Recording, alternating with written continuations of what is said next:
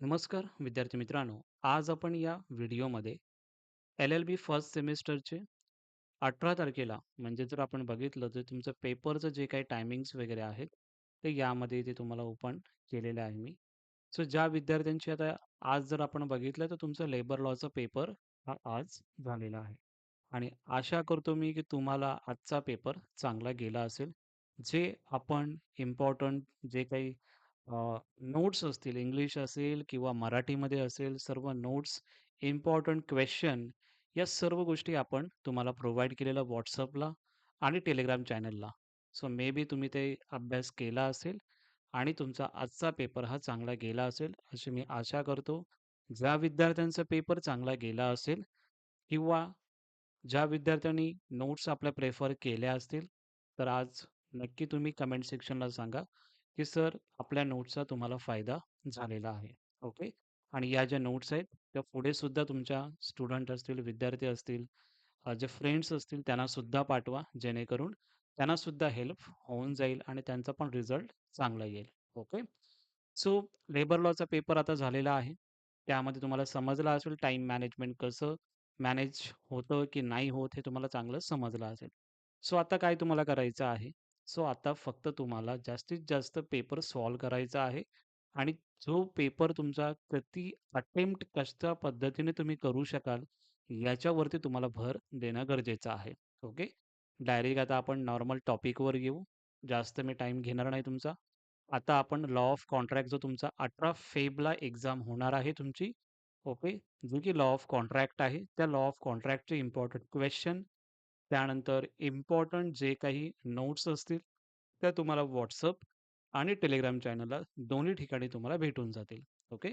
ज्या विद्यार्थ्यांनी WhatsApp channel join केलं नसेल, तर जे विद्यार्थी जॉइन असतील, त्यांना ते विद्यार्थी तुमच्या विद्यार्थी जे कोण असतील त्यांना तुम्ही लिंक शेअर करू शकता. ओके. बाकी आता लॉ ऑफ कॉन्ट्रॅक्ट 18 तारखेला आहे. लॉ ऑफ टॉर्टचे सुद्धा ऑलरेडी क्वेश्चन मी पाठवलेले आहेत. त्याच्यावरती थोडेफार चेंजेस करून परत एकदा मी याची सुद्धा पी-डी-एफ तुम्हाला रिटर्न देईन. पण जोपर्यंत तुमच्याकडे पी-डी-एफ्स आणि इम्पोर्टंट क्वेश्चन हे ऑलरेडी पाठवलेले आहेत, तेच तुम्हाला करायचं आहे. त्यामध्ये एखाद 2 क्वेश्चन फक्त ॲड करून फक्त मी सांगणार आहे. लॉ ऑफ कॉन्ट्रॅक्टचे पण काही क्वेश्चन ॲड केलेले आहेत.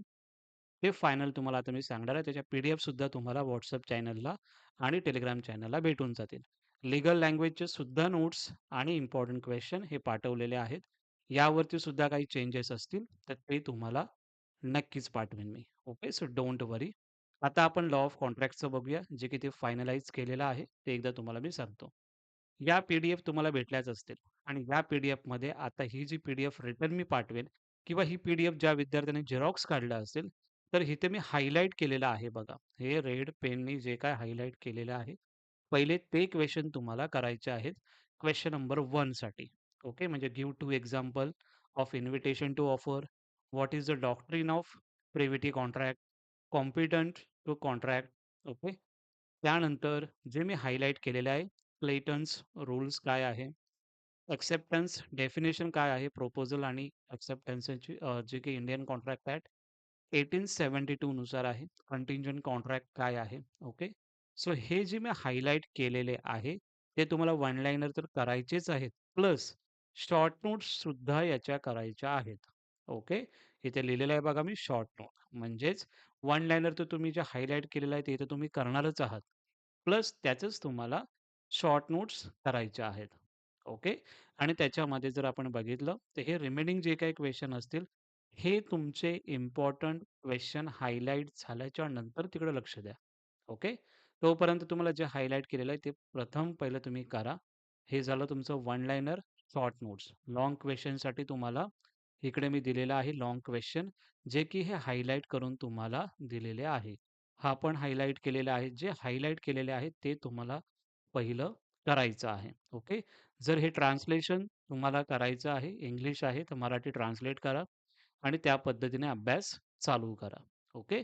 हे झालं तुमचं ऑलरेडी जी पी-डी-एफ पाठवलेली आहे त्यामधलं. नवीन जी पी-डी-एफ आता परत एकदा मी बनवलेली आहे. सो ही पी-डी-एफ तुमच्याकडे असेलच. ती पी-डी-एफ तुम्ही हे जे क्वेश्चन आहेत जे हायलाइट केलेले आहेत किंवा परत एकदा ही पी-डी-एफ मी तुम्हाला Telegram चॅनल आणि WhatsAppला पाठवून देईन. त्याची तुम्ही झेरॉक्स काढायची असेल तर काढू शकता किंवा त्या पद्धतीने तुम्ही क्वेशन आन्सर बनवू शकता. ओके. नोट्स तर पाठवणार आहे मी. सो जास्त तुम्हाला ताण होणार नाही. सो याच्यामध्ये हे झाले क्वेश्चन. दुसरे जे इम्पोर्टंट क्वेश्चन आहेत, जे की वन लाइनर यामध्ये दिलेले आहे कॉन्ट्रॅक्टसाठी. ओके. कॉन्ट्रॅक्टसाठी यामध्ये दिलेले आहेत वन लाइनर इम्पोर्टंट क्वेश्चन. खूप विद्यार्थ्यांचा डाउट्स होते, "सर इंग्लिश आणि मराठीमध्ये द्या." तर इंग्लिश आणि मराठीमध्ये हे क्वेश्चन दिलेले आहेत. हे कोणतेही तुम्हाला ऑप्शनलला टाकायचे नाहीयेत. वन लाइनरचे क्वेश्चन आहेत.